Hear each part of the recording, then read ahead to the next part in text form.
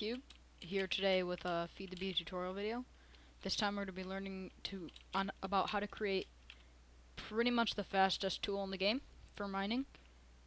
I'm sure there is at least one other way to make it slightly faster, but this is also better because it mines 9 blocks at once. And for those that know Feed the Beast pretty well, you guessed it, it's a Tinker's Construct hammer. Oh my gosh! All right, it's back. This isn't Feed the Beast Unleashed, but this should work in any mod pack that has IC2 and Tinker's Construct, because the IC2 comes into a part later. But first off, you're going to want to make your basic Tinker's Construct setup. If you don't know how to, then I'll detail that right now. On the bottom here, we have a 3x3 pattern of seared bricks. You can look at the recipes yourself. Then we have one smeltery drain, one smeltery controller, and one seared tank, and one smeltery controller, and then a seared faucet, or seared faucet, yeah, seared faucet poking out of the seared drain, and then the rest is just seared brick. And then you can just put some more layers of seared brick on top, and you have your basic Tinker's Construct smeltery. Next, you're going to want to create a part builder, tool station, stencil table, as well as a tool forge and hold on, what's this thing called? It's a casting table. And you want to put the casting table under the smeltery drain, and the rest can just be in any order. First off, go ahead into a stencil table and get yourself some blank patterns, which are like this, just sticks and wood. And you're gonna want to get a that's not it. Hold on. A tough tool rod, just one. A large plate, just one, and all the way at the end, just one hammerhead pattern. Next, go ahead into your part builder and put the stencil in the lower left and just a material in the lower right, and get one large wooden plate, one wooden hammer, and one wooden tough rod. I actually don't think you'll need the tool station, but you might want to make it just in case. Alright, I'll start. Next, go into your put lava in your seared tank, go into your smeltery controller, and place aluminum and copper. You need slightly more aluminum than you do copper. And then you'll get molten aluminum brass. Then go ahead and take those wooden plates you made earlier. Let's put that in there for now. Go ahead and place one on there. Make sure that the molten aluminum brass is on the bottom. And then go ahead and click your drain. Oh, and there it goes. Then you're going to want to wait for it to cool. Grab it. Now you have a tough tool rod cast. You can go ahead and throw away your wooden tough tool rod. We'll do the same with the hammerhead. Just make sure we got... Oh, yeah, we got enough. Go ahead and throw away your wooden hammerhead. And then do the same with the large wooden plate. There we go. And you can go ahead and throw away that. So that's how you make the casts. This works with any cast. You just need any equivalent of just the part, and then put it on the thing, right click the faucet, and just let it dry. Next, you're going to want to go to the nether and just mine a ton of Ardite. I don't know exactly how much you'll need. You're going to need, hold on, let me do the math really quick. About 27, I think. 27 ingots of Ardite. It's an orange looking material. I'll show you. Alright, oops. Here it is, Ardite. It's an orange looking material, it's in the nether. And you're gonna need, what did I say, 27 ingots? Whatever I said previously. Just go buy a ton of that, and I'll make a cut to when I have spawned that in. Alright everybody, I'm back. Now I've got 27 ingots of molten Ardite in there. Go ahead and grab your cast that you had earlier. Not the ingot cast. And go ahead and put that in there, and click the drain. It should make... Come on. Takes a while, but let it harden. There you have an Ardite plate. Large Ardite plate. Go ahead and make another one.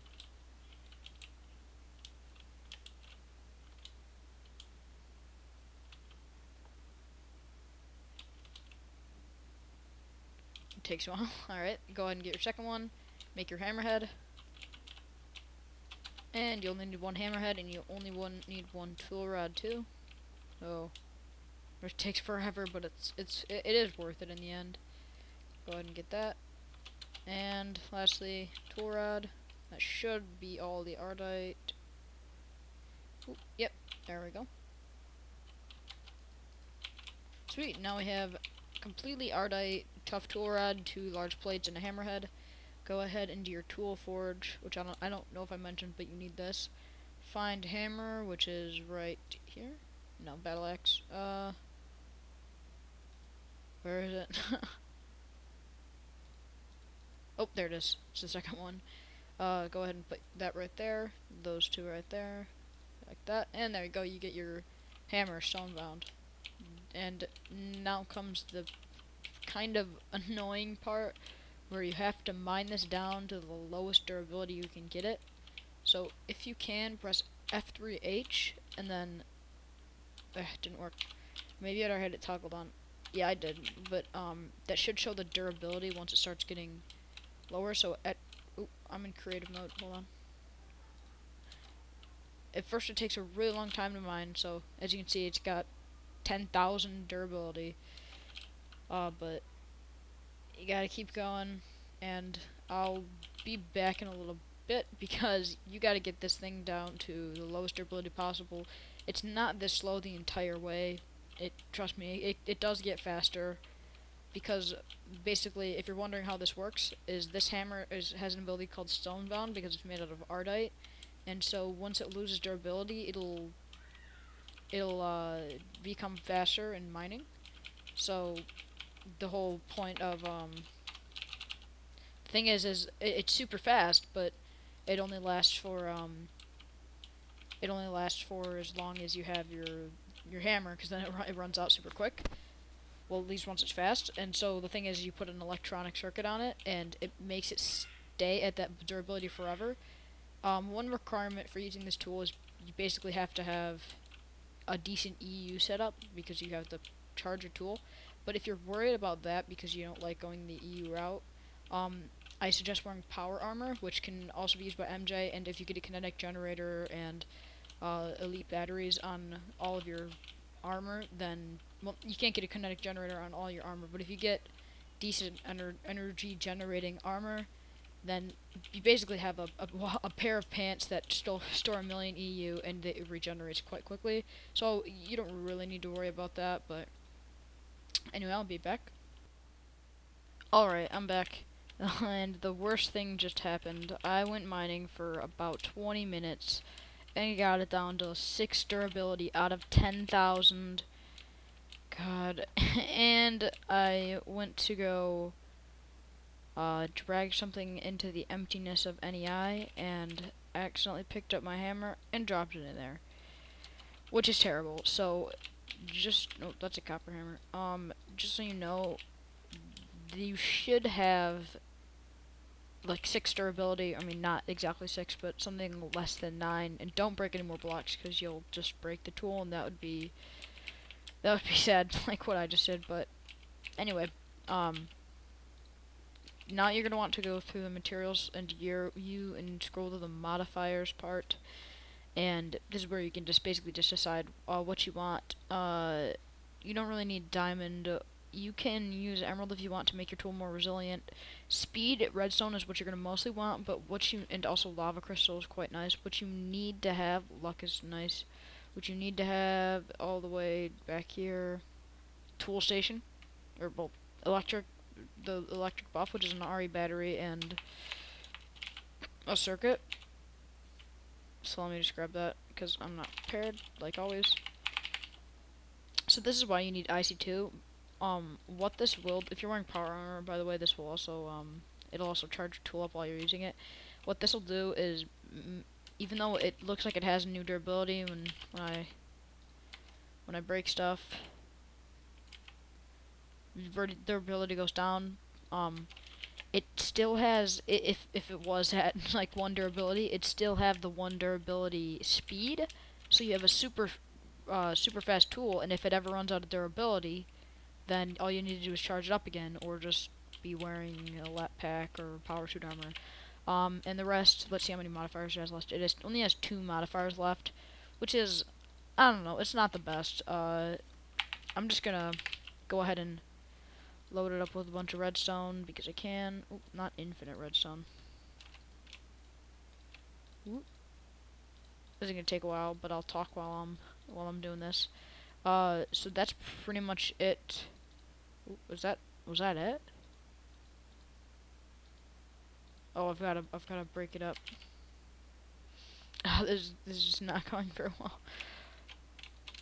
Alright, that's pretty much it. There's a couple ways you can make this slightly faster, but as for, since we're just going for ease for the most part right here, that's pretty much the easiest way to get a super fast mining tool. It's not the best for precision mining because it mines such a radius, just a 3x3 area, so, and that's it. Let's just see how it is, just low durability. Over here. It's pretty terrible. So this is the difference between. Hold on, I wonder if this stuff is just hard to mine. No, I'm pretty sure it's the same on stone. That's the difference between having and also it runs out of charge pretty quickly. So you really have to be wearing something if you're using this. That's the difference between a fully charged Ardite, which I didn't get any video of my super fast one, but I could probably switch into a single player world. Actually, you know what? I'll do that just to kind of show you the results of a real one. Alright, we're back in a single player world, and this specific tool I have on me right now, the hammer, stonebound, which is the buff it has auto smell, luck, and haste. It also has fortune 3 and looting 2 for some reason. It doesn't do much damage, but I don't remember how, but I managed to put enchantments on this. So let's just I'm gonna go down here. I'll shoot some lamps to make it a little brighter in here. Oh, I've dug out most of the earth, but this is how fast it can truly. Ooh, hold on a second. Oh, I just turned it off of full screen, and it probably stopped recording. Oh, I'll just turn it back. Alright, hopefully nothing bad happened there. This is how I still didn't turn particles off. This is how fast it can truly be, which is amazing. It also has auto smelt, and with auto smelt, this is one of the best ways to get ores in the game. Here, let me try to find some ores, because the normal route is macerating it to just simply double the amount of ores you're getting. But right here, let's see, this is 410, mine it, you get 9 tin. So it's slightly better, and it all depends on the fortune. So that could have been that could have been a bad pull, but it works on nearly every ore. The only downside, I guess, is let me try to find some dirt. It does not really work on dirt, so you kind of have to go around and you find dirt unless you have another tool ready, such as a power fist. Also pretty fast, but in comparison to the hammer, it's nothing. So anyway, thank you for watching. Hope you learned something through all my disjointed commentary and misfortunate events that took place. But I'll see you next time.